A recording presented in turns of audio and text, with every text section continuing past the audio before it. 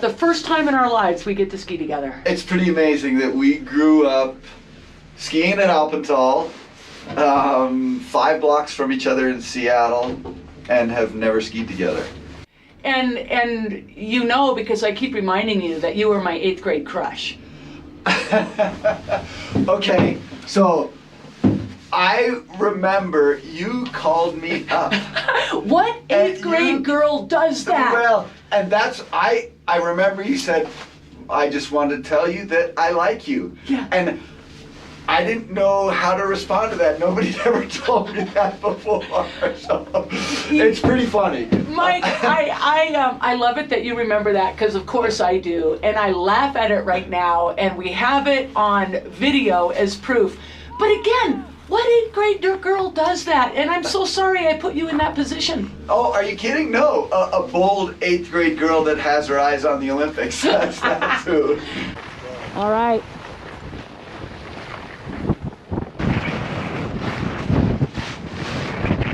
Yeah, this guy knows how to bend it. But you were a mogul skier. I was a mogul skier. You knew how to turn. Those skis back in the 70s and 80s, you were a skier. Yeah, I mean, I guess on one hand, I'm trying to unlearn all the things I learned then. I'm trying to ski more like a racer, but I got a lot of bad habits to break.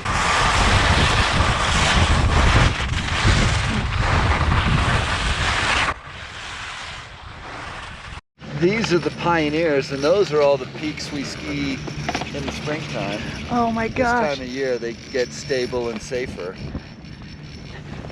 So you do a lot of backcountry. I do a lot, yeah.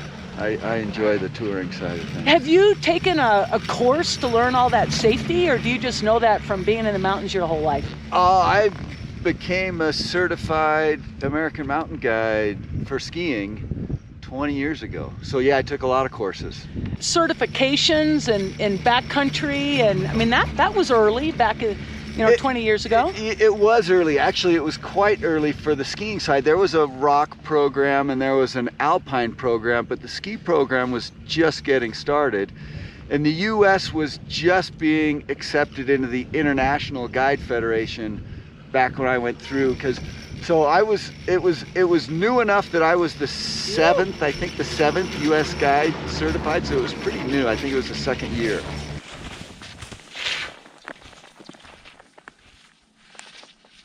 Irregularities are what separate, in my eyes, the good skiers from the great skiers. Yeah.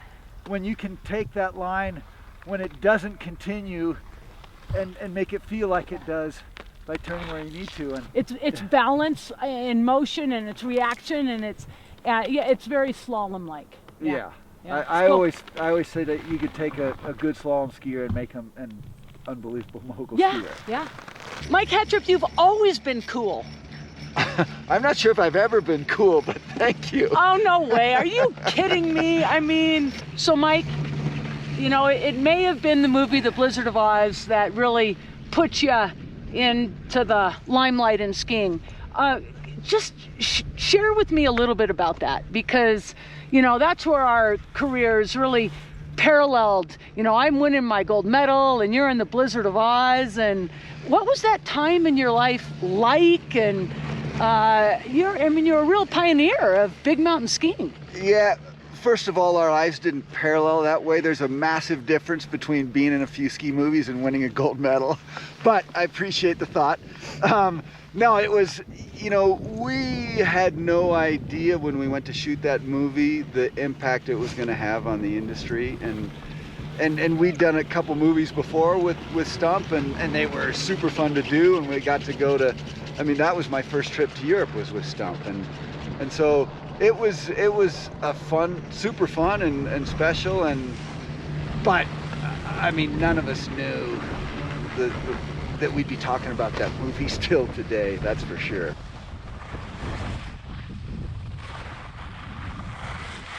So tell me about big mountain skiing and how it's changed from when you were skiing in the mid 80s and today.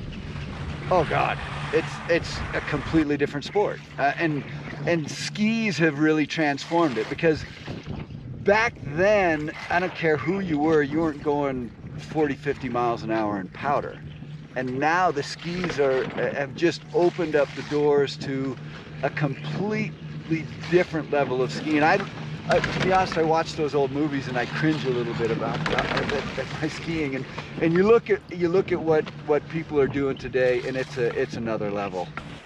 Back then, I mean, those skis were stiff, the skis were long, there was no grooming. You had to be just epically skillful to get down. You certainly had to be a better skier than you do with today's equipment, that's for sure. And actually, when we skied in that movie, that was the first time, Blizzard of Oz was the first time I ever had a GS ski on. I always skied slalom skis. That was my mogul ski, was a pair of 200 slalom. And we say at Fisher, skiing isn't a lifestyle, it's life. And it's just, it's just what we've always done. Yeah. Okay, show me your ski that you're on today. This is a Curve GT. It's Okay. kind of like an accessible race ski for guys that couldn't bend them like you. So. And how long? Awesome. That's a 180. It's a 182. 182. I mean, that's a beefy big ski, Mike. It is a big ski, but Sun Valley kind of invites a big ski. That there's 3,400 vertical feet of uninterrupted fall line and amazing grooming and long sight lines, and it just invites you to go fast. So a big ski is, God, if you had a short ski here trying to do slalom turns top to bottom, I'd never make it. That's what I've got, Mike. Yeah, well, you can.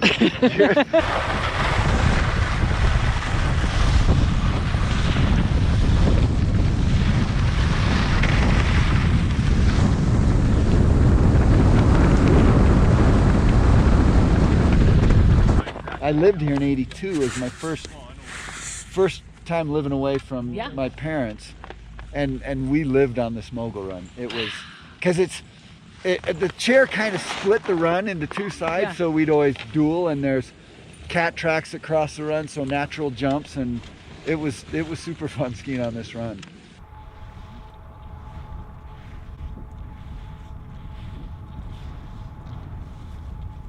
Yeah. Skiing in the rain is actually super fun. Rained on snow is the best. It's like corn. It's buttery. It's like corn. Exactly. It's so good. So, Mike, my ski career is just about complete having that day with you. Mine is. Mine is. That was unbelievable. I'm so stoked you reached out. It's really fun to connect and to finally get to watch you ski and ski with you. And to feel our lifelong friendship is pretty cool. I feel it. It's awesome. It doesn't feel like it's been however many years it's been since we saw each other. I know. It's so good, Mike. Thank you. Thank you.